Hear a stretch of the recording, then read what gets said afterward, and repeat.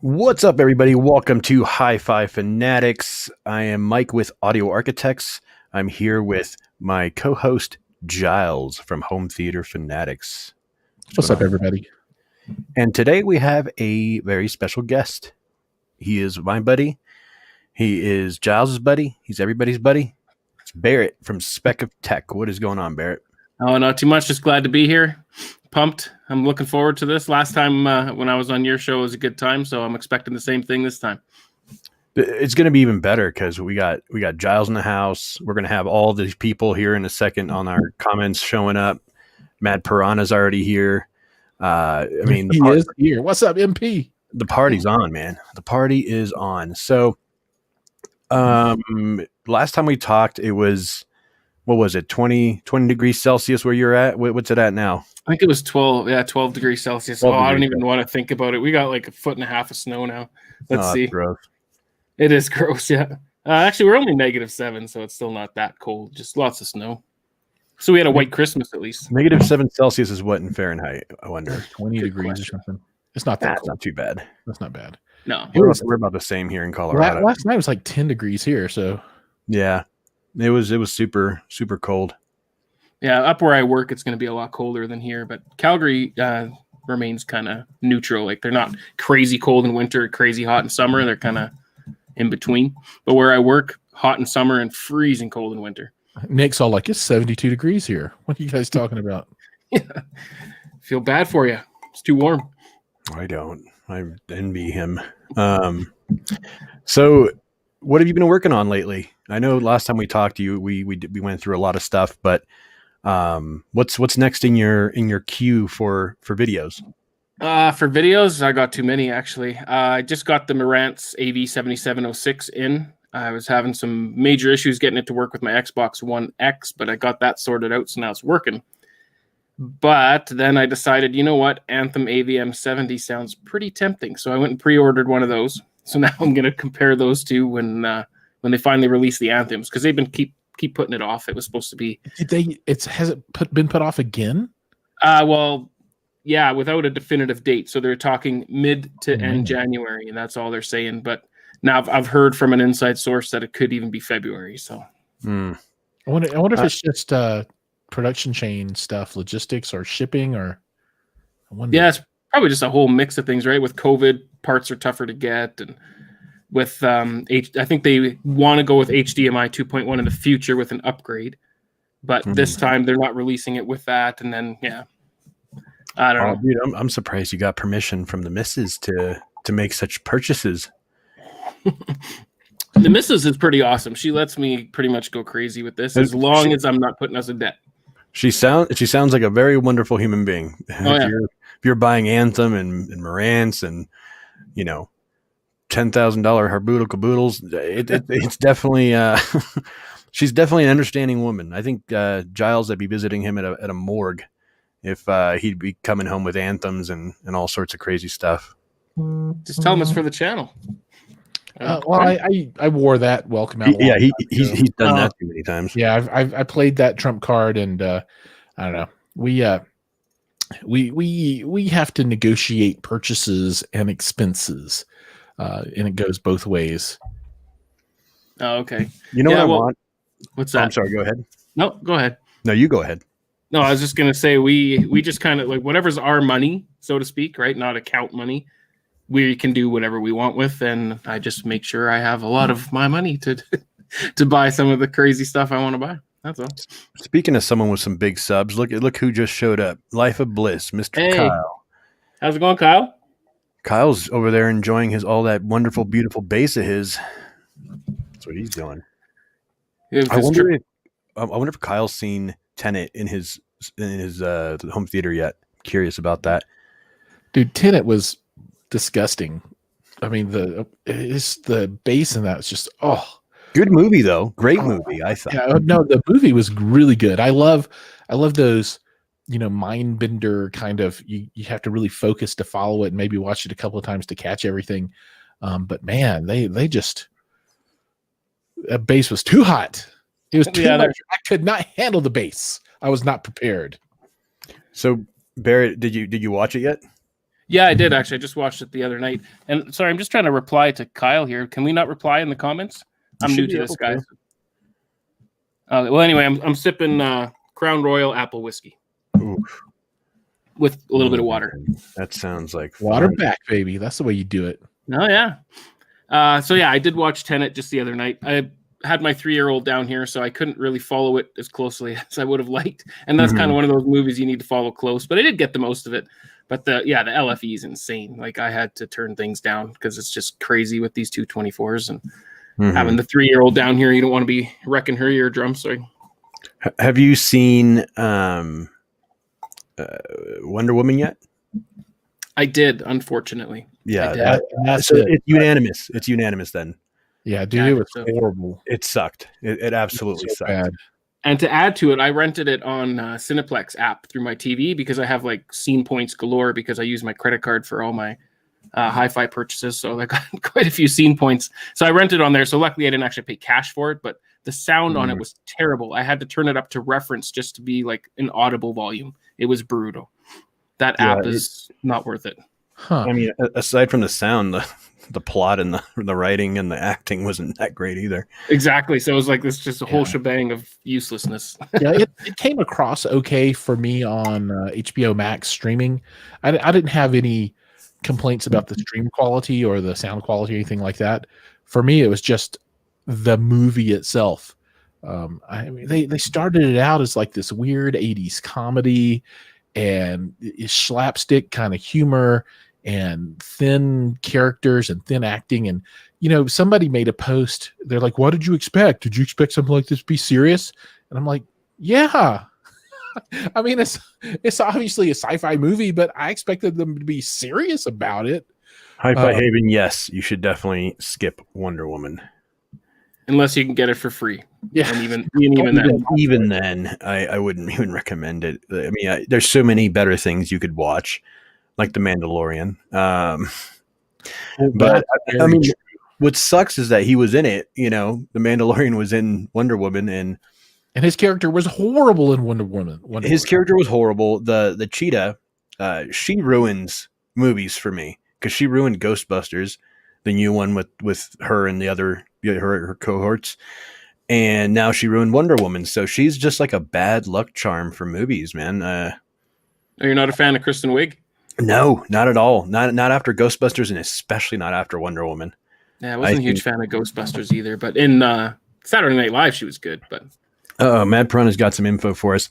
So Patty Jenkins did Wonder Woman, right? And I liked the first rendition of it was great. For Wonder Woman was good. And she's going to do a Star Wars movie, I am afraid. Patty Jenkins is not a bad director. I think she has a lot vested in the project she's doing with Star Wars because she's going to be doing the one where they tell the story about the X-Wing fighter, right? What's it called?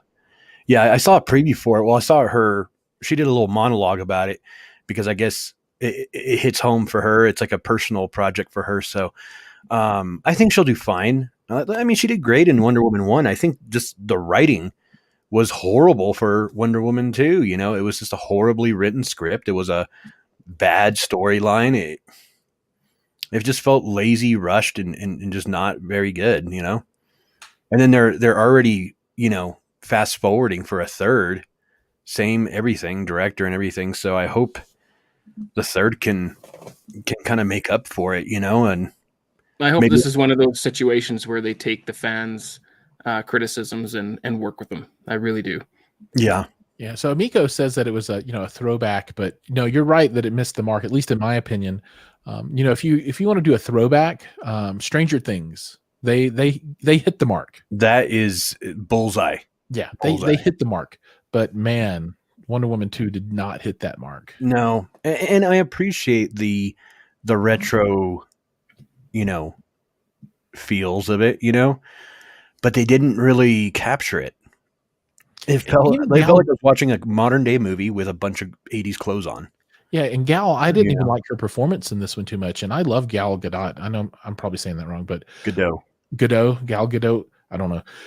I think she's wonderful, and she's very attractive. She's a good actress, and all that kind of stuff. But I was not impressed with her in this film. Just, I don't know. I'm not feeling it. Someone was bringing up a point on Facebook saying that they felt that the once again, for anybody that hasn't watched this, cover your ears because there's a little bit of a spoiler. Steve Trevor's, coming back and taking over this guy's body. They're saying that she raped this unknowing, guy because, it was someone else's body and Steve Trevor was just kind of, borrowing it. So what I responded with was, if Wonder Woman would not have been down with this. I was going a different direction with it, but you can't really rape the willing, man. I don't know anybody that would say no to Gal Gadot in any form. But I would say no to her. The movie wasn't that deep anyway that they need to take it that deep. It was very. I wouldn't have noticed it, or I wouldn't have commented on it had someone that I knew said what they said, and then I'm like, oh, I guess you're right. I guess she did sleep with this guy's body that Steve Trevor is taking over for the time being, but like you said, I don't think it was meant to be that deep. No, the rest of the movie isn't that deep. They're taking it farther than it needs to go, and finding a reason to get offended. Maybe, I don't know.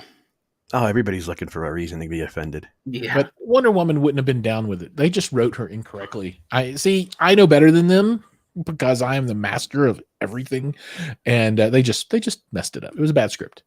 They need to go back and try again for number 3. And not enough fight scenes. It's supposed to be an action movie, right? Not enough fight scenes. Too much slapstick humor. Too much bad humor. It's like they were trying too hard, and it gave me PTSD from the female rendition of Ghostbusters, which I wouldn't have had a problem with a female rendition of Ghostbusters. I thought that was a great idea to introduce new characters, regardless of their sex or whatever. However, it was the way it was written. They tried to reboot the first one with these characters and just horrible, horrible writing. So, of course, I wasn't a fan, at all. And I'm glad they're now redoing it the right way. But I don't know, man. Like I said, I'm not a Kristen Wiig fan whatsoever. That was a good thing she's not in a whole lot of big movies then. Let's just pray for Dune to be a hit, so that way we have something to look forward to in 2021. Yeah, what's that, October? I don't know. It's going to be far away. I feel like HBO Max tricked me. Because they're like, yeah, we got all these great releases, all this, and they listed all these movies, and they're like, here's your deal, $70 for 6 months. I'm like, oh, I'm going to watch all these movies. I'm like, they totally bait and switched you. They totally bait and switched you. Well, I should have just looked closer, and I was like, oh, I can't wait for Dune, and then I signed up so I could watch Wonder Woman. I'm like, okay, is Dune next month? It's like October, outside of my period of subscription. I'm like, oh, I'm going to have to pay again. Well, here's the thing. Where's Black Widow? Where's it's not in there at all. Black Widow not from Warner Brothers. Greenland looks like it could be pretty good. I saw Greenland already. You did? Yeah. Where's that of it? Where'd you get that one from? It's out. You can get it anywhere. Greenland? I thought it was only on YouTube, like a YouTube movie or something. I don't know. Wherever it's at, I was able to watch it. I don't know. Dude, I watched it like a month ago. Did you like it? It was fine. So what's that guy's name? Gerard Butler. Yes, Gerard Butler. He did a good job. I really like the actress that played the wife, and she was on that Wild Deadpool. West sci-fi. She was on Deadpool as well. Yeah. So I really enjoyed her performance. And this was just a straight up action movie, not fighting action movie, but people versus the environment. So it's just a lot of people dodging asteroid crap and debris falling from the sky and natural disaster stuff and big explosions and people going crazy. So it was like nonstop kind of thing. It was predictable. Yeah, well, it was totally predictable. You knew what was going to happen. They were going to survive somehow, and there would be a happy ending. You knew what was coming. It was okay. It was better than Wonder Woman. I'm predicting Gerard Butler dies in the movie. That's what I think. It has that feel to it. that the family's going to survive, but Gerard Butler's going to sacrifice himself. If they didn't do it that way, great. But if they did, then I nailed it. I guess there's only one way for you to find out is to watch. I need to watch it. I need to watch it for sure. Yeah. How's the sound and visuals? Serenity was the movie that was spawned from the television show that I can't think of the name right now. Yeah. How was the audio on that Greenland and the visuals and all that? It was fine. There was a lot of bass. Yeah. It put a good whooping on the subwoofers. I was happy for that. I would hope so, with explosions and comets hitting the ground. You know, you'd think there'd be some decent explosions then. There was. Yes, Firefly. Thanks, MP. What's up, Kevin? Mr. GSG Audio up in house. Nice. And one of my favorite people ever, Rob E., who only has one eye, the pirate. Robbie. Okay, yeah, I remember him from the HIFI Summit. I always saw his name popping up there. Right on. HBO Max is worth it for their original content. In his humble opinion, Game of Thrones, Raised by Wolves, which I'm about halfway through. Lovecraft Country. We started to watch the first episode of that, but the kids were there, and nope. It's not kid friendly. Watchmen was awesome. I May Destroy You. Well, that's not nice of you to say. And then Succession. I've not seen Succession yet, but yeah, that's good stuff. There's another show I started on HBO Max. It's with the guy that played Professor Xavier, the young one. What's his name? From Split, and then the girl from X-23, or that played X-23 in Logan. God, I forget the name of the show. It's yeah, that rings no bells. His Dark Matter, or His Dark something or other. I don't know, but it's on there, and it's actually really good. I watched the first episode. His Dark Materials. Yeah. Okay, yeah. That's the set of books from who wrote those? The Lion, the Witch, and the Wardrobe guy. Oh, the Chronicles of Narnia person. Yeah, he wrote those too, I think. Oh, cool. Yeah, I mean, it had that kind of a feel to it, a little darker, but yeah. So there's always a lot of kind of religion-based commentary in those shows, and this is like James McAvoy MP, and same kind of thing here where people have their spirits outside of their body and etc. And they come as. What's funny is that I didn't know Chronicles of Narnia was a religious thing until the last movie, and then I'm like, oh yeah, there's a lot of religious symbolism there. The whole book was very. Yeah, I see. The first two movies were just like a nice, exciting, fantasy adventure movies. Sure. And the third one was just pushing the religion down your throat. And I was like, I don't like that in my movies. I like it to be very neutral. Like I like my movies to be like Switzerland, just give me some action, give me something to not think about reality for 2 hours, and I'll be good with that. Yeah, leave politics and politics and religion stay out of it, man. Social justice issues out of it. Just entertain. I just want my Kwisatz Haderach back. That's all I want. You're gonna get it, man. Is it October? Hold on, let me Google that real quick. Dude, Fear's the Mind Killer. Dune. Fear is the Mind Killer. December 18th, 2020. December 18th. So they delayed it a whole year. No, more than December a year. 18th, 2020 is when it was supposed to come out. Oh yeah. Oh, okay. Yeah, that was that. Yeah, we were supposed to see that already. Yep. October 1st. Almost a year. Bummers. Super bummers. It was originally scheduled to be released November 20th of 2020. So they pushed it back a month, and now they pushed it back almost a year. Which, if they were ready to go, why not just release it? What do you think, Barrett? How are your in Canada? Because Barrett's from Canada. Are they all shut down, the movie theaters and all that stuff? I think they are now. In all honesty, I used to go to the theater all the time, but ever since COVID started, I haven't even been paying attention. I just watch everything at home. But recently, they really increased the restrictions on us, especially here in Alberta. Like we weren't allowed to have people over for Christmas, like zero, none. And then they reduced the amount of social gatherings you could have outside. So there was actually a 21-year-old kid that got arrested for skating because he was skating with a group. Yeah. So it's getting pretty bad up here for restrictions. So I wish they would arrest some of the kids out here that are skating, because they're like droves of them They don't mask. They don't do anything. They're all slobbering on each other. I mean, I'm like, it's like a soup of disease all around. I think it's funny that you know, all these people that aren't masking up and just going about normal life, they don't get it. They don't understand. I mean, if this was a zombie apocalypse, we'd be screwed completely, 100%. We'd all be zombies because these people would be like, no, that's fake. We're not going to turn into zombies as a zombie runs past them. No, that's fake news. You know? Did you see today? Colorado leads the country again. We've got the first documented COVID case for the new mutated strain. Oh, congratulations, everybody. Congratulations, Coloradans. We did it. We did it. We were first. We lead the world. Great work. Great work. We're number one in something.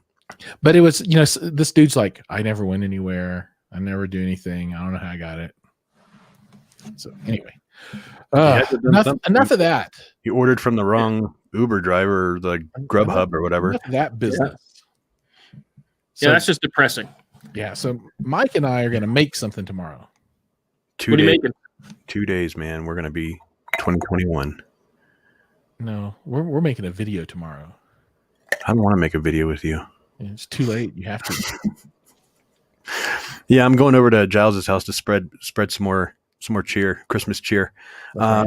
But yeah, we're going to do the Battle of the Bookshelves part 3 now, I guess, because you did part de trois. 2? I think I said that right. Well, I remember you did. I thought you did 3 in French, dude. Come on, trois. I don't speak that weird language. Yeah, dude, all you had to do is watch Hamilton. It's on HBO Max, by the way. What's that? No. Is it on HBO Max or Disney Plus? Disney Plus. Disney Plus. That's right. Get it, dude. Don't be messing with my Hamilton. Dude, it teaches you everything: history, foreign language skills. It's you know. You guys don't learn French down in the States? I guess you guys probably learn Spanish, eh? Bonjour, mon chéri. Yeah, we have to learn Spanish because I know that one. And beaucoup, what is it? Beaucoup. Merci beaucoup. Yeah, merci beaucoup. That thing. Yeah, no, I took a elementary class in French 4 years ago before I went to visit, and I spent some time over there, and I could say more words than I can now. But it's you know, it's one of those skills you don't use it, and it just kind of goes away. And there's no French speaking community in Denver that I know of. So yeah, that's one that I wish I knew better. Well, I wish I knew a lot of languages better. There's a good question. So Kraken video, the build video is supposed to be finished editing, and I farmed out part of the editing on this thing because I was lazy on Thursday. So hopefully I can get it up and posted and released sometime over the weekend. Honestly, if you sent me hours and hours and hours of footage, I would kill you. More than 6 hours of raw footage. I would kill you. In 4K. It was like 330 gigs of footage. This guy probably had to go buy a new hard drive. A terabyte of footage for one video. And how do you transfer all that footage to the person doing the editing? Slowly. Slowly. Very slowly. It took a long time. I'm sure they got that and they were like, what's going on? But then the next video in the Kraken Chronicles will be the Kraken versus the Devastator. Which one wins? 2 subwoofers enter, 1 exits. I don't think that's the right thing. It's like battle of the pro audio mid bass drivers. Yes. How much mid bass? How low can you go? How much low mid bass can we go? Do a video of you and Mike moving those subs down to the basement. No, I'll set them on fire before I move those things again. Yeah. Getting them down is not too hard because you can always just stop halfway through and nature will take its course. And just rebuild it when you get back down there, right? But seriously though, I am going to move the Devastator out. I just don't have space anymore. So after I do the Kraken versus Devastator video, I do plan to try and get the Devastator out somehow. And whether someone wants to buy that thing and come get it, or I take the driver out and take a saw to the basement and put a bunch of plastic up and cut it into like 8 pieces to get it out. There's no way. Cover your ears, Kevin. Cover your ears. Yeah, there's no way I can move it out of the basement. And I would have to hire movers, and I don't know that I want to hire movers and put money into it. But yeah, so if there are folks out there that want a Devastator, I have a rather nice one. That after this next video, and I'll film that sometime in January. I got to reclaim space. I'm out of space, and I'm getting a lot of flack for, growing too large out of my bounds. What's the weight on that Devastator? Devastating. Heavy. I don't know. It's like I bet that Kevin knows exactly what the weight is, but it's got to be pushing 300 something pounds. Just a guess, 300 pounds. Yeah, that would not be fun to move. I mean, if I was griefed by, smaller, sealed enclosures, I can only imagine building one of those massive, massive things. And you've built what? You have the 2 full Martys. You have a mini Marty. You have what's the Kraken? Is that a full Marty? That's a full Marty 21-inch cabinet. Okay, and the 18 are the Marty cubes, right? Yeah, so I've built a sealed 18, which is a de novo pack, a couple of full Marty 18s, original, not the round over, 2 of the Marty cubes, 18-inch, the Devastator, and the 21-inch full Marty round over 21-inch. Here we go. Robbie always wants to pick a fight with me. All right. So Mike keeps talking shit about PA mid-bass drivers. I have a BNC 18-inch driver, and I can get around 9.5 hertz. I call bullshit. In room, we all can't have baller SI subs, Mike. I know. Unfortunately, not many are blessed with good bass, but hey, it's okay, Robbie. I still love you. I'm gonna look in the camera. I still love you. But you gotta forgive Mike. All he does is like car audio stuff. Oh yeah. So you're not a fan of DIY, or just? Of course I am. They're just giving me shit. They're mad because I have a real subwoofer and they don't. So it's okay. It's all right. Mike does his best to find someplace to draw self-esteem from. Oh man, yeah. Anytime I turn on that sub, that self-esteem goes way up, dude. It's devastating. Yeah. It's kind of like folks that drive really super huge big trucks. So many Martys. Yeah. We have Facebook users again. Yeah, I thought we had eradicated that. No, that's individual's choice. So if they don't want to be a Facebook user, they have to follow the instructions that come up on the little things so that they can give permission to Facebook to allow Facebook to tell StreamYard who they are. Devastator is the kind of sub you build and never plan to move afterwards. That is correct. And that's why I'm really stoked to see Home Theater Gurus is building little alcoves for his, because that's where his Devastators are going to live. And I think that's rad. I think that's super rad. I think that's going to be absolutely devastating. I love it. Yeah, that's definitely the best way to do it. If you can build it into your wall, hide it, that's cool. Yep. So Barrett. Yes. You mentioned you're going to do some Anthem action, some Marantz action. Any new speakers coming your way or anything speaker-wise? Because I know you're rocking those SBS, and I know you like them. So are you going to stick with those? For now. I mean, the intentions never were entirely to keep them. It was because it was something I was always curious about, Klipsch versus SVS. And actually, I think the guy that used to razz me about it's in the chat right now. I just call him John V, but he'd always give me a hard time about Klipsch because he had SVS. I'd give him a hard time about SVS, and I had Klipsch. So I was just super curious how they would stack up. So I figured, the only way to find out personally is to have them personally. So I bought those, but I never really meant to keep them forever and ever, because I'm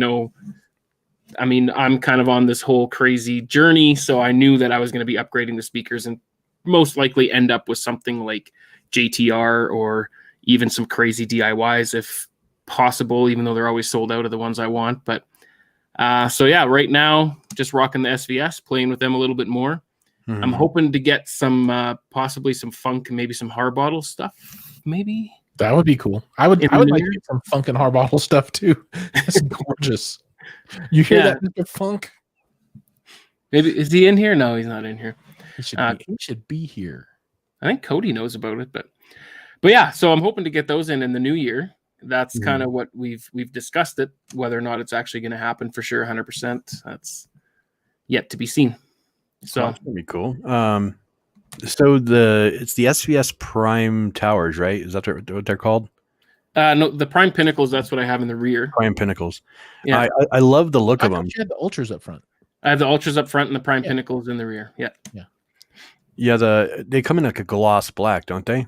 Yeah, they're one of the nicest looking speakers, in my opinion, anyway, out there. I like the fact that they're not your traditional rectangular shaped speaker. It's a trapezoidal shape, so it's kind of unique, kind of different. Love the gloss black look.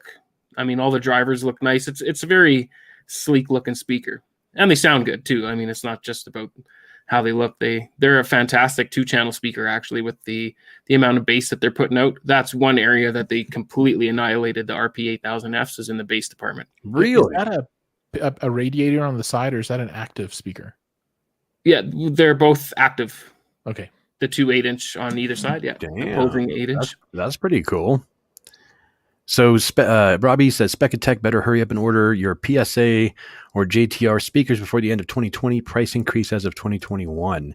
I have a feeling a lot of things are going to have price increases in 2021 just because of the way things are going, you know? So, yeah, if someone's having a sale or anybody's like doing some cool stuff for Christmas, I would definitely jump on that train as quickly as humanly possible. But yeah, I heard about the JTR increase, but I didn't know that PSA was going to be going up as well, because that's another one I'd like to try out. I'd like to try their towers out. Yeah, absolutely. JTR, I've always been curious what they sound like. I'm going to have to break into Woody's sound up, break into his house and listen to him because, he has a pair of JTRs, doesn't he, Giles? I don't know. He's got JTR fronts. Yeah. He's got left, right, and center. Because he had Klipsch. I remember he was Mr. Klipsch for a long time. Oh, he was Klipsch's biggest fan, dude. They should have made him the spokesperson for Klipsch. But yeah, after he switched, I'm like, dude, you've forgotten about your roots, you know. I wonder if the folks at Klipsch are like, what is up? Yeah, they're probably like, what the hell? We just lost our best marketeer, you know? Well, price wise though, the JTRs are significantly more. So I would hope that they are. How much do JTRs run? Well, I think they're anywhere from 2,200 ish to 3,000 ish per speaker, depending on what size. Damn. Yeah. 3,000 isn't that crazy. I'm so curious how they sound. I don't know. Well, with they got compression, they got some pretty decent components in them. So my buddy just got the 212s, John V, the guy I was telling you about. He got rid of his SVS and got JTR, and he is ecstatic about these speakers. Like he said, there's just nothing like it. He says you don't really need a sub because he's got the 212-inch in the towers, and then you got the compression driver. He said the clarity is unreal. So, I mean, I think the hype is real when it comes to JTR, but you're going to pay for it. You're definitely going to pay for it. I always wonder about the whole compression driver thing. I'm not sold on it yet. And I wonder how they pair up next to what Kyle has. I think Kyle has the DIY sound group stuff, right? $12.99, right? Yeah. No, I thought his were maybe they are the $12.99s. So I want to know just the sound difference between JTR, because JTR and the DIY sound group stuff look very similar. You know, they have a similar look and style and feel to them, but I haven't heard either one, and I feel like, well, no, I have heard DIY sound group, but I didn't hear it in the right scenario. So I'd like to rehear that, you know, if I'm ever in Kyle Bliss's, neck of the woods, I would love to hear that. But yeah, I don't know. Who knows? MP says $12.99. You know what I want to put against the JTRs? Here, I gotta Google the part number. the home theater stuff that I'm going to be demoing sometime. I've been promised, and we'll see if I actually get to the. Oh, dude, you can't put Alcons against anything, dude. The CRMSCs. Dude, Alcons will eat everything alive. Yeah, let's see. Those are the ones that. Oh God. Yeah, that is. Oh, Never man. heard of Alcon before. I'm just gonna have to check those out right now. Alcons is good. The CRMS Compact is their home theater model. I mean, all the other stuff is like cinema and stadium gear, but they do make a smaller LCR for home cinema. And I am super. I mean, dude, Alcons. Okay, Bliss confirmed. Yes, sir. 1299's detail is incredible.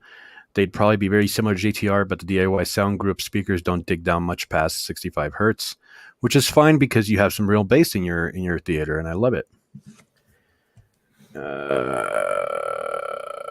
Here we go. Robbie, yeah, JTR is clearly better than PSA speakers in my opinion. However, PSA is the king for home theater in their price bracket. Yeah, I could agree with that. I'm not that I've ever heard them, but I mean, looking at them and looking at the specs, they'd be a very good performer. Mike Woody's in Colorado, so go listen to the. I know he lives like about 20 minutes from where I live. There you go. Yeah, it's some cool stuff, man. That's like straight like commercial theater grade stuff. So you're gonna be, if you get a chance to hear that, you're gonna have a serious good time. Yeah, that's a big speaker too, eh? Herman. That's yeah. So that's I forget what their technology is called. I guess it's just a ribbon. They call it the Pro Ribbon tweeter. The 12-inch mid range, and then a 6.5 inch. I guess maybe that's a 12-inch mid bass, and then a 6.5-inch mid bass or mid range. So horn loaded ribbon. I've never seen that before. That's interesting. They're special. Yeah, special in a good way, not in a bad way. But yeah, this stuff at CEDIA, I guess 2019 CEDIA, the last CEDIA. I mean, it just these guys just destroyed everybody. Mm-hmm. It was so good. It's too good, as we say.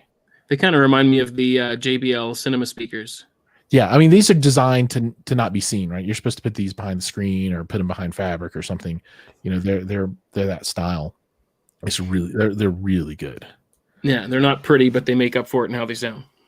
Yeah, well, yeah. I mean, they're not trying to be pretty for sure. I still think they look pretty cool, but yeah, you guys are right. I think that having them hidden is going to be a lot better and a lot cooler. Yeah. And that's what I see a lot of new home theaters doing. They just hide their stuff for architectural stuff. And, they go out of their way to make it look like there's nothing in there. It's just a nice, pretty theater, which is cool. I think that's rad. I mean, if someone has the money to do that, I mean, it's an investment for sure. It's way more expensive to hide it than not to hide it. Yeah, but the minimalistic look, I like it too. But yeah, I mean, it depends, I guess, too. If you're a fan of your speakers, you want to show them off, then. Actually, that was a discussion Giles and I were having the other day, because I was like, man, I mean, I think more in a 2-channel setup, that would be more relevant, because in a 2-channel setup, you want to show off those speakers. You want to be like, look what I got. I got something cool, but in a home theater environment, I mean, you're just there to watch the movie, not really pine over the speakers.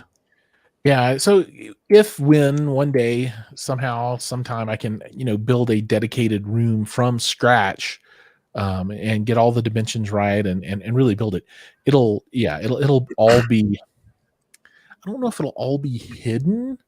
But it won't be like big towers out in the middle of the room and big subwoofer boxes sitting around and that kind of stuff. It'll be designed so that the speakers are inobtrusive as much as possible. Yeah. Yeah. A-Shifter's saying that they look a lot like the Crick speakers that Tony James at Build Montage. Yeah. Yeah, I can agree with that. I like the Crick stuff. Crick stuff is pretty cool. And Tony James did a really good job on not only hiding it, but his RGB is on point. I love his RGB, man. I call him the RGB king, and I'm the He is. squire. Yeah. He is hands down. That guy has a knack for RGB. Like his whole theater feels like you're inside of a computer, and you can control it so well. So yeah. So these are the big boy Alcons, like the CR4 and CR3. So when you want to really have the cinema, those are monsters. You do something like that, and that's like the left, right, and center. That's not even the subs. That's just your mains. But yeah, it's I'm super stoked about that stuff. And are you for sure getting some of that stuff in? I'll get probably just a pair, a left and right, and then one of their big subs and a couple amplifiers for it, or maybe just one amplifier. All their stuff is designed to be used with their amplification specifically, so it's all buy their stuff or don't buy their stuff. Is, I think, their opinion. Oh, okay. Yeah, but I agree with the Crick's comment. Dedicated cinema kind of stuff. Tony James has the Australian home theater market cornered. Here we go. Mad Piranha. Some speakers are made to be seen. Like Klipsch, Alcons is not trying to be seen. They're definitely going to be heard, though. Agreed. Yep. Even though, like I said, when I saw their setup at CD, I thought it looked cool. I mean, I saw the speakers on top. I was like, oh, this looks cool. It has a kind of an industrial, look to it. And so if you have that kind of motif in your theater, then it works just fine. But if your theater is more, a different style or different kind of, design, I wouldn't probably do it. But yeah, if you're going for like the simplistic kind of less cluttered or minimalistic look, then you wouldn't want to have something like that out. But like, yeah, you nailed it. Is if you have that industrial look, nothing wrong with having speakers like that showing. Right. Yeah. So somebody asked a question before about Tenet, and they said that the only part that they really liked was the sound, and they didn't care for the movie or the plot. My comment back to that is, my favorite part of the movie was the plot and not so much the sound. I don't know.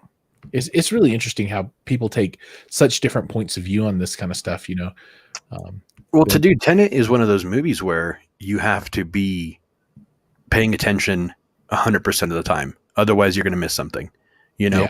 So if you look down at your phone, you get distracted. You just missed a huge plot point in the storyline. So I could see how someone would not like it because it's overwhelming. I think you definitely have to see it twice to really understand it and get it and absorb it. But I disagree with that. I thought it was a great movie.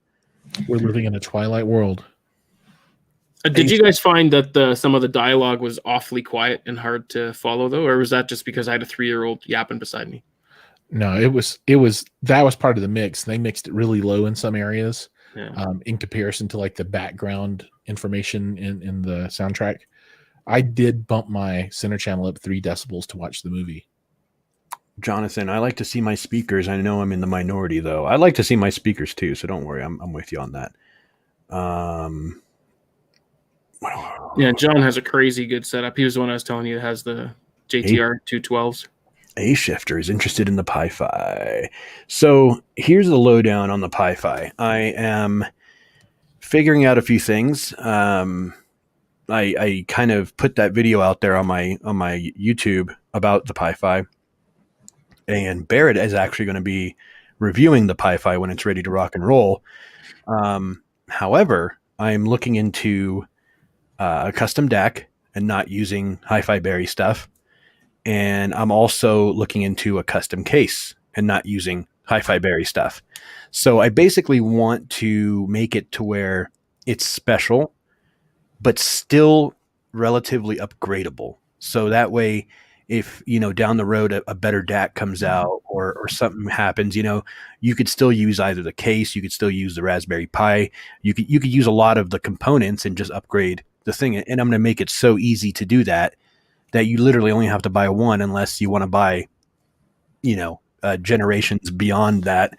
But Yeah, I'm not doing this for like a cash grab or anything like that. I'm doing this because I think it's a very special project, especially since, Giles was the one that turned me on to building my first, Raspberry Pi Hi-Fi unit. And then I kind of just ran away with it in my head.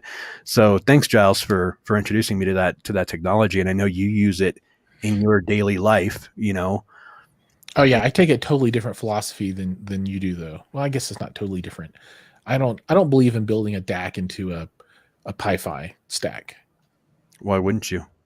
I think that part of the fun and flexibility of the unit is having the brain be separate from the DAC so that you can mix and match to your heart's content. So you don't have to ever, unless you want to actually upgrade the Pi itself, you never have to change your case.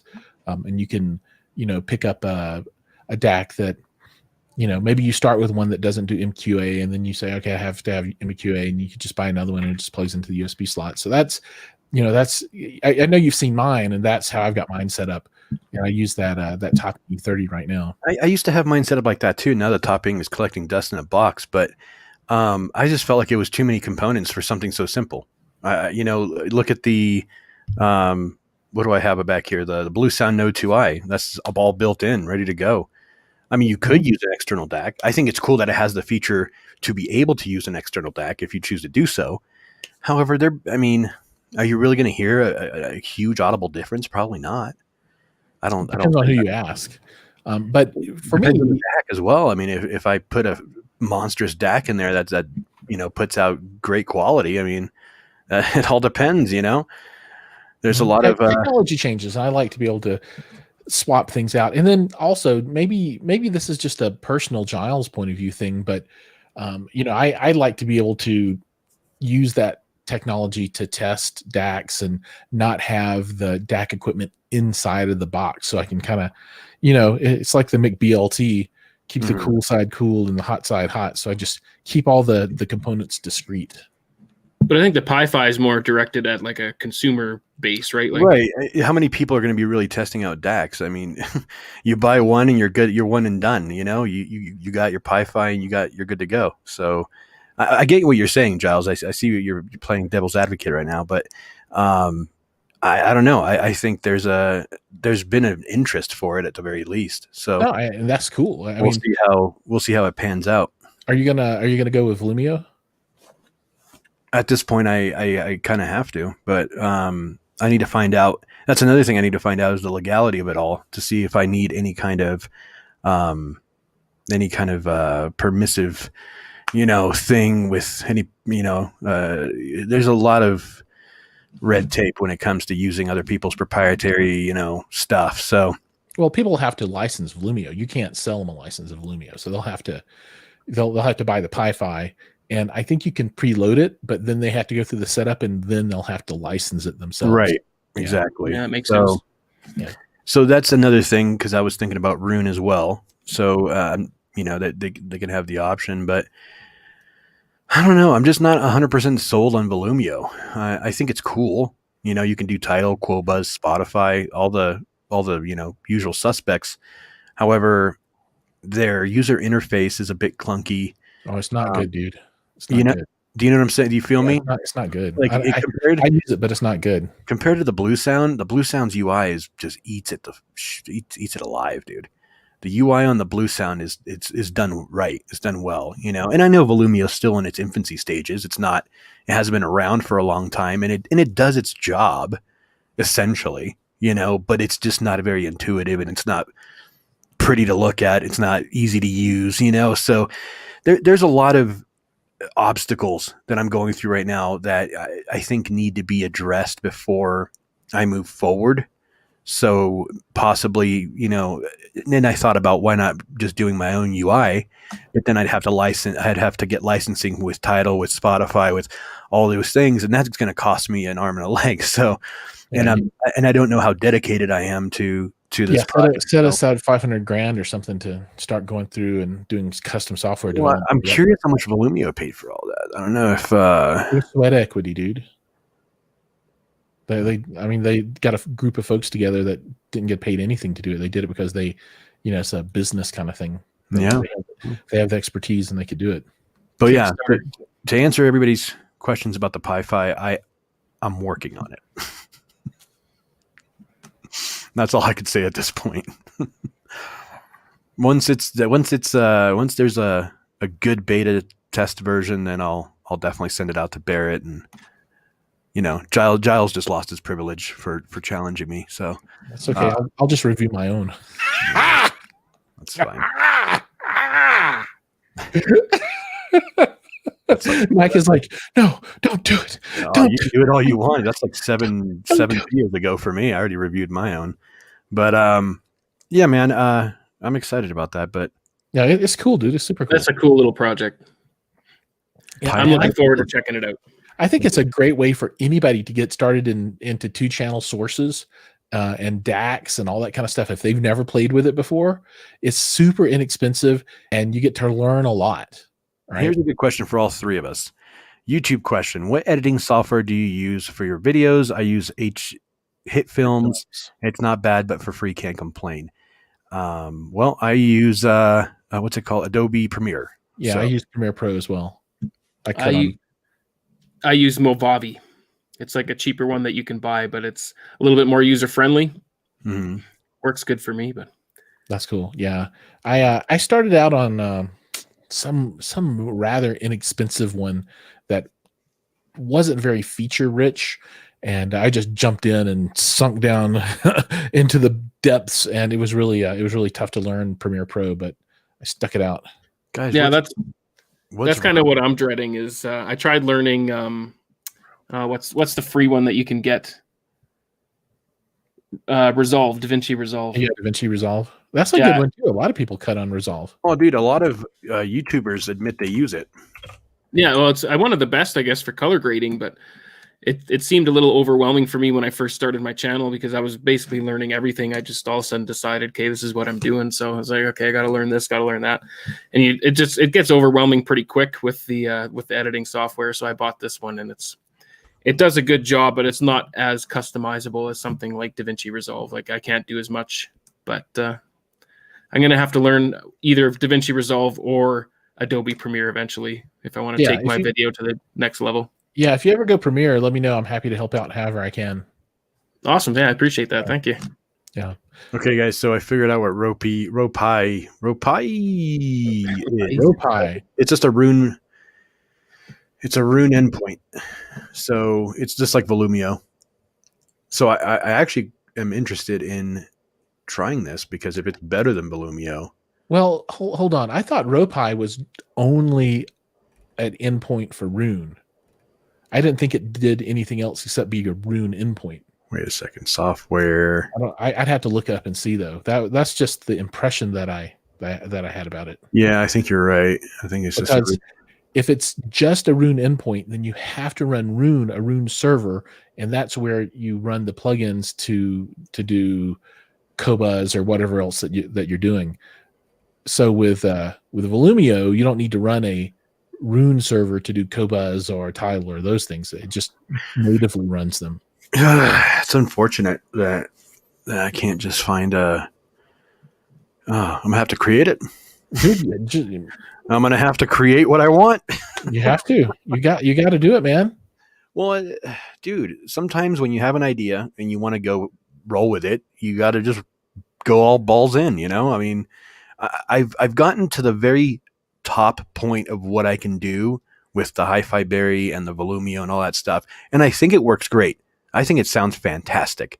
I'm a huge fan of my own product, but I think it can do better, and I guess I have that Steve Jobs mentality. I don't want to release a piece of shit. I want to make it perfection.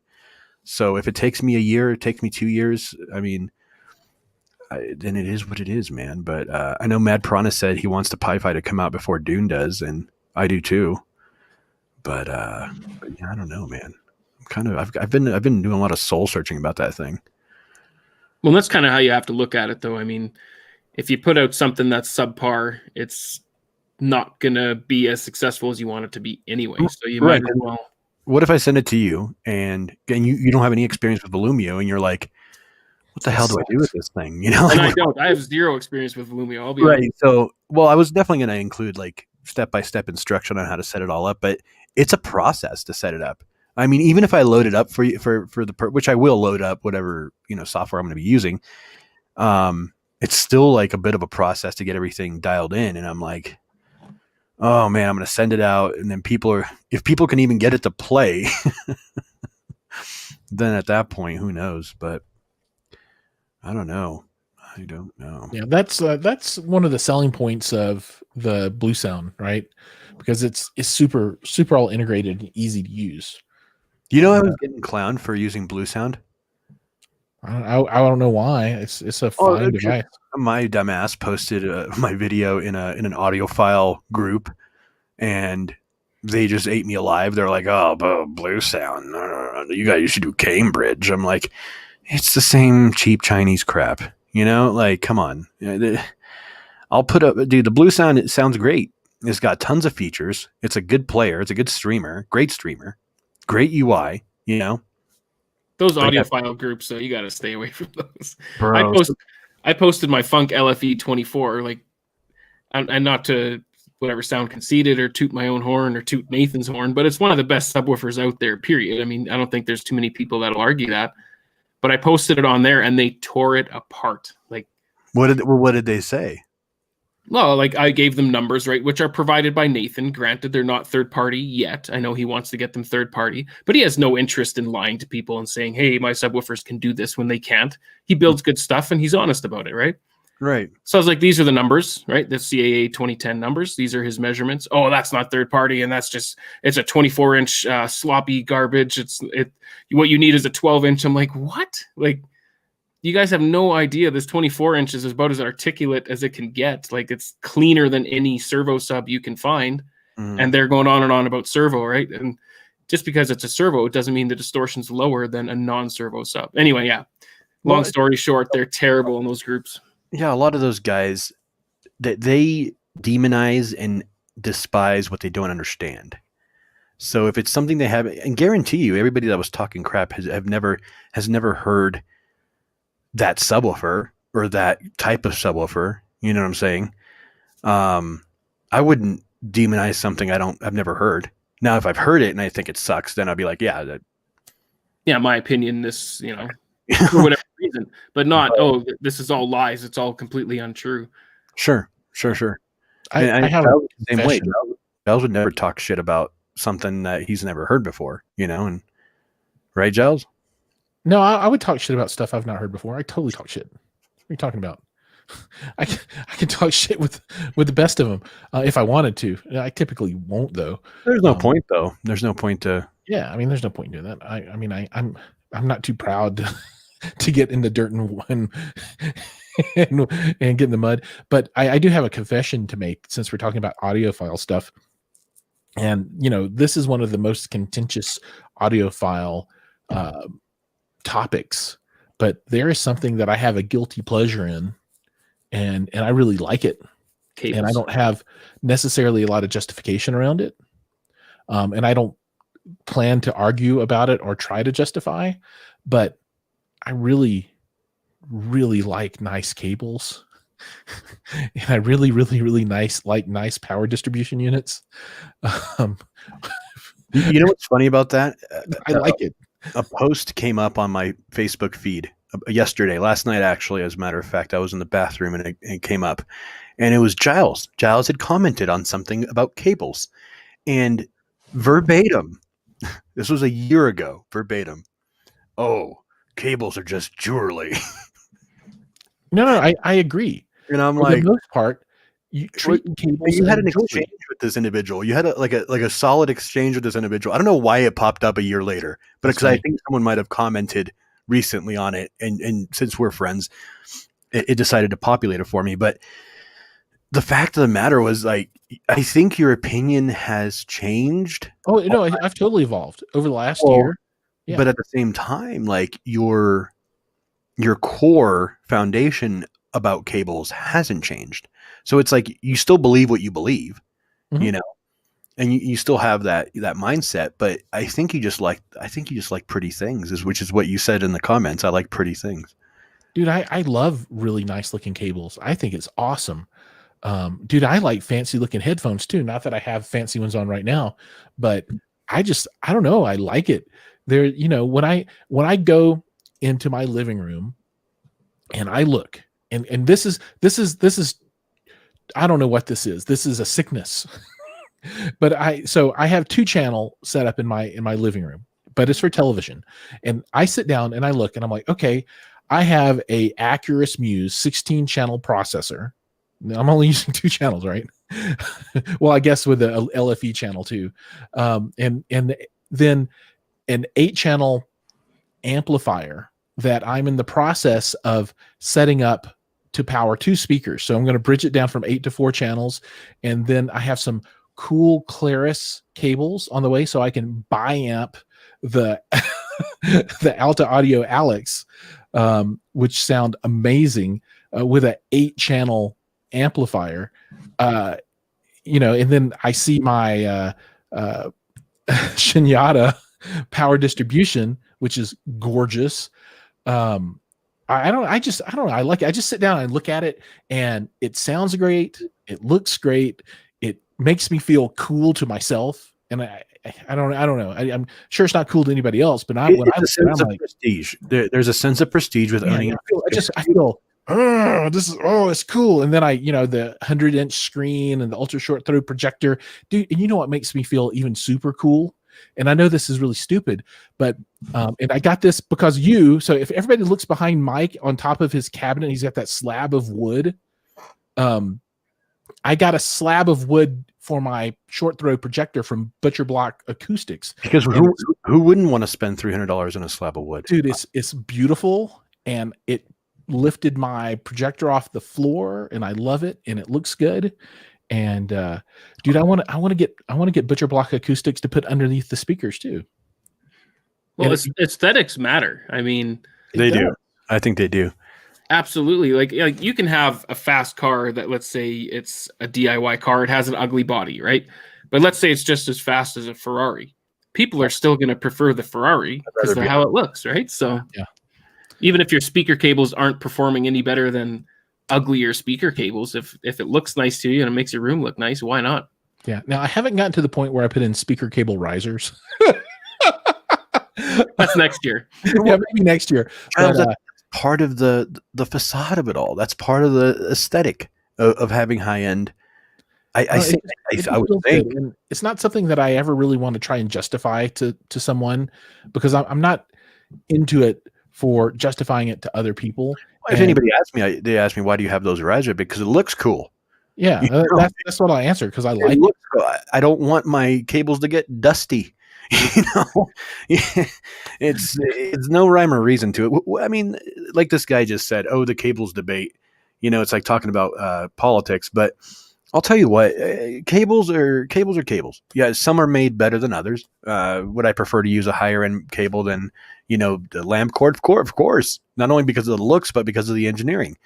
A lot of engineering goes behind it. So, I mean, this is for another video that I'm going to put out later on in life, but I definitely think it could be addressed in a very amicable way. I don't think there needs to be a war or a debate or a fight over it. It's personal preference. If you hear a difference, great. I applaud you. If you don't, then you're doing it because it looks pretty, right? Mm-hmm. There's no wrong answer. There's no wrong. I don't. People. Eat at McDonald's or at In-N-Out. You prefer In-N-Out or you prefer McDonald's. I'm not going to fight with you about it. Oh, it's not. I prefer 3 guys now, thanks to you. 5 guys. 5 guys. Yeah. 5 guys. I ate the other 2 guys, so there are only 3 left. Dude, 5 guys is a great hamburger, man. That's a good place to go. But Fat Burger's good too. I don't know if you ever. Yeah, it is. Yeah. Oh man. But yeah, so that was my guilty admission today that I needed to get off my chest for everyone, because dude, I I get the cables out and I look at them and I put them back there and I plug them in and I want them to be bigger than they ever need to be. Like the gauge is super big and there's no point. It's like there's Romex in the wall, which is, tiny, but then I've got big fat cables like this. And I don't know. I just like it. I'm not claiming that it does anything other than make me feel good. Yeah, it was funny because a guy, I think a guy on that same thread that you were on a year ago was just saying, well, what about the cables that are inside of the speakers? Do those need to be super high end too? Yeah. Because people don't think about that. They're like, what are they using inside the speaker and in another? Any driver, like look at a big 21-inch subwoofer. What is the wire that goes to the voice coil? It's like 16 gauge, maybe, right? Not even 16 gauge. Like 18 gauge or so. It's a little tiny thing, and that's all you need to transmit the power. I am jealous of your Shinyata power management, though. I think that's pretty cool. The Venom, dude, it's cool. Yeah, Shinyata makes some cool stuff, man. I like Shinyata a lot. Obviously, I run all Audience AV stuff, so. Oh, I gotta give a shout out to Audience AV. So I've got 3 Audience AV power cables, and I rather enjoy those power cables. I like them a lot, and I'll share them to you tomorrow, but I've got them set up in the downstairs 2-channel room, and I like them. I mean, they're like this big around, but they're really flexible and they look cool. I don't know, I just like them. I think the Audience stuff is cool. I got to give Shinyata my love, but Audience, it's okay. Nice. When's the video coming out? So I'm going to do a tour of that system when I get it all set up, and I'll call it all out in that tour video. So it probably won't be till like March or something. I'm still kind of wondering if I should do a standalone for cables or not. I don't know. I don't know if there'll be enough interest around it. I don't know if someone. What do you think? Definitely be polarizing in the comments. Yeah, the comments would be fun. Yeah. I think it's worth it to do it just to get engagement. Well, you'll get engagement, all right. You can laugh at all the comments and just don't let it take any personal. It would be feeding. It would be a trough for the trolls. But I don't know. I don't know what I would say though. I don't know how. I mean, I'll ask Barrett this question. How would I keep? What would I say for like 5-10 minutes about cables? They work. They conduct energy. No, you can talk about the materials they're made from, how the shielding is. I don't know. All you need to do is go and listen to that guy that talked about cables for like 12 hours at Rocky Mountain Audio Fest in his room. Someone did that? It was the dude Ted or Bill or whatever he is. Oh no, Ted Denny. Oh, that guy is that guy. Yeah, that guy is the venom of this industry. I'll say that. I'll say that publicly. Ted Denny is the venom of this industry. He is what's wrong with this industry. So I'm sorry for anybody that's friends with him or whatever, but I'll be very, very vocal about that. I would love to have him on this show just so I can say that to his face. So not that I would even want him on the show, but I mean, it would be kind of entertaining for everybody. I'd watch that show for sure. Yeah, I think we get a lot of viewership. Watch that show. Yeah, but if you want to know how to talk about cables, that sales pitch, that's how you talk about cables. That guy was dripping in snake oil. Yeah, but I do like the fancy cable. I want to get some of the flat ones. They're like this tall and they're like this thin, and it looks like a computer ribbon cable on the floor. Those are pretty cool. I've seen those on some of the sites. Yeah, they're usually plugged into like $500,000 speakers. And how much are the cables? 20 grand? Oh, I'm sure. Like a 6-foot run on each side is probably 20 or 30 grand just on each side. I'm making that up, but I'm just saying, I bet. Just make your own. You're a good DIY guy. You got that covered. I've made my own and I like it. I think it's cool. I mean, I know it's in there, I guess, at least. Yeah, you got good copper, right? Yeah, at least, well, I mean, as good as it's going to get without spending an arm and a leg, Amazon Basics? No, I went with Monoprice. Oh, okay. Monoprice. Now, if I had like a ton of money to throw at that, I would do Mogami, because they make a great cable. Oh, I would like some Mogami XLR cables. That's what I want. That you're right. What's his name? What's his name? The guy that always comments. Bruce Oben or Ober something Ober. He has his own line of like Megami, like RCA cables that he makes and stuff. It's actually pretty cool. Oh, that is cool. And it's reasonably priced. Barry Ober, that's what it is. Barry Ober. Right on. Oh, is he the guy that's he always has the white page stuff that he has. He has his own sound doctor. The sound doctor. Yeah. I like his philosophy around subwoofers and that kind of stuff. And I'm going to try and follow that philosophy with some SEALs stuff and for 2-channel listening and just give it a shot and see what it's like.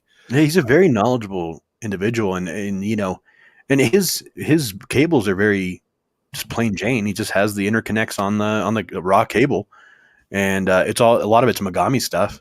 And I'm like, cool. That is cool. Make custom runs for you too, and everything. So that is super cool. But that's one thing that I need to get into a little bit more is some really nice XLR, because I try to move away from RCA as much as possible. And it's just because I think the XLRs look cool. I'm not doing like 200-foot runs where I need XLR technology. I just like them. I like that when you plug them in, they click. And if you need to get them out, you have to push the button and pull them, right? It's solid. I like it. Well, they do clean up the signal a bit too. Sure. Yeah. Sure. I noticed it. I just switched to XLRs just like a week ago, not even. That's cool. Yeah, if I turn the gain up on my sub, I could always get a little bit of buzz just from I had a long RCA. Yeah, you get some noise floor out of it. Yeah, switch to XLRs and it cleaned that right up, and I can turn the gain down lower because the input voltage is higher. So, dude, I'm sold on the whole XLR thing, and everything that I can do in XLR, I'm absolutely going to do XLR now as well. Me too. I don't have a. I guess I was going to say I don't have a brand for XLRs, but that's not true. I use Mike. You got to help me. What's the cable company that we've used a lot? Shit. Dude, their name's gone too. I use their XLR cables in my home theater. Oh God, I have their stuff right here. Hold on. Sewell. Yeah, Sewell. Yeah, so very inexpensive. Sewell's very inexpensive, and I think it has the same quality pattern of monoprice. So I think Sewell makes some good stuff. I think their speaker cables are good. I think and for the price, I mean, it's a steal. Oh, totally. And their XLR cables, I don't know if they still make them, but they do. They make XLR, they make HDMI and all that. Yeah, it's like cloth woven, so it's not like a plastic cable. It's woven cloth string or something, and they feel good and they look really nice. And I really like those XLR cables. See, I need to find a really good Speak-On cable company because the one I'm using is shit. What's that? Nutrix? Yeah. Nutrix makes the head, right? Standard connectors, right? So that you can't go wrong with a Nutrix connector. Giles uses Audio Quest. That's funny. I would totally use Audio Quest. Audio Quest is great, man. I would totally. If I had some of their high-end stuff, I would plug it in a heartbeat. Now, some of the stuff I don't really buy into. I don't know that I buy into like the ones where you put the battery in it and you energize the cable all the time. But man, I would totally be willing to give it a shot and see what it's like. Blue Jeans cable. They use Belden. Blue Jeans uses Belden. Blue Jeans, when you get them all naked, it's Belden on the inside. And Belden is good stuff. Belden's great stuff. They're right underneath Megami, I think. So I got no issue with Belden at all. Simple. Did they make them pretty too? Blue Jeans? I wouldn't say they're pretty. They're practical and they're less expensive than Audio Quest. So, but more expensive than Audio. Yeah, they're pretty pricey here in Canada. Well, I guess compared to what I paid, $56 for a 10-foot XLR. Ouch. That's not bad. For a nice XLR, 10-foot, $56. I'd pay that for a pretty one. Yeah, no, this one's just standard black. Like there's nothing pretty about it. Not pretty. Oh, and I want to be pretty. I need pretty. Whatever happened to tartan cables? What's a tartan cable? Well, a tartan is like a Scottish kilt. That's the tartan. Why am I surprised? Design. You know that. Dude, I know lots of words. I speak the English language. All right, guys, we've gone way over our time. Dude, we're talking about cables. Yeah, no. Why are you being a cable hater and trying to stop that? I'm the party pooper. There's a lot of people connected right now too. Well, good for them. You're gonna make me sad. I'm over it. So, Barrett, thank you so much for being on the show. Thanks for having me, dude. We need to do this at least once a month. I'm down. Giles, thank you for being you, dude. I'm always me. Thank you, and Mike, thank you for not being too bad today. I was good today. I behaved today. Mostly behaved. Most throat punch for challenging my Pi-Fi, that's for sure. Mostly. Oh, dude, you got to have external DAC on a Pi-Fi. He's gonna get a serious throat punch for that one. Gotta love the throat punch. You need the AA DAC. There's nothing quite like a good throat punch because it just lets you know that you did wrong. Yeah, and you won't do it again. But AA, we haven't called you out yet, but thanks. AA, he was kind of in the shadows tonight, but I saw him come in a few times. Yeah, I saw him pop in. Sorry I didn't call you out before, man. It's always good to have you on the show here with us. Yeah. All right, guys. Thank you so much for joining us. We appreciate it. We always obviously appreciate your support and your love. If you haven't yet, definitely go check out Spec of Tech. Barrett has an awesome YouTube channel, and strangely, Barrett promised that he was going to let me borrow that 24-inch carbon fiber subwoofer since it's sealed and it's exactly what I need for my home theater. He was so generous. How much did I have to drink? I must have had a lot. You don't even remember? No, man, blacked it out. I don't think that's going to happen. You're going to cover the shipping. It's amazing. You're such a good guy.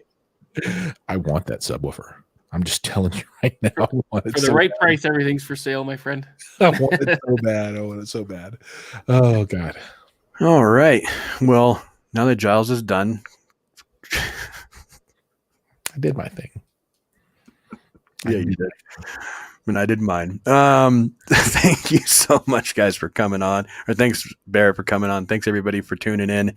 Tune in next week, Tuesday. We're gonna. God knows who's gonna be on. We don't know. I don't even think we have a. I don't know. I got a lot of folks that were like, "Yeah, I'll come on." You know, SVS is like, "Yeah, we'll come on your show," and Boulder was like, "Yeah, we'll come on your show." And there's this company called Modulus. I don't know if you guys know them, but they make they make this really cool source device that can also record streaming content. So you can get like a monthly subscription to like HBO Max and then just download all the stuff and copy it. Like old school, like VHS recording? No, it's like DVR kind of I stuff. know, but I'm just saying like the same concept of recording. Yeah. It's like recording off the air, but recording the streaming. But yeah, a lot of people are like, "Yeah, we'll come on," but we got to get some commitments. Right on. Yeah. Well, thanks again, Barrett, for your time, dude. You're freaking awesome. Your channel's awesome, dude. I got to figure out how to do. Dude, if I want to find out what RGB lights you're using, because I need some RGB in my life. Dude, he probably took a page out of good old Bill Montage's book, man. Actually, well, for my videos, like the RGB that I got, I need some of that in my life. Just a square little floodlight. They're like $20 on Amazon. That's what I have. That's what I have right now going on back. And I got nothing. Best investment ever. I got two of them back there. I can't really see the purple one right now. You can just see the blue. But yeah, I always mix the colors just for fun. And right on. Yeah. Easy breezy. Lemon squeezy. All right, guys. Thank you so much. And we will see you next week. Peace. Good night, guys. Hold on.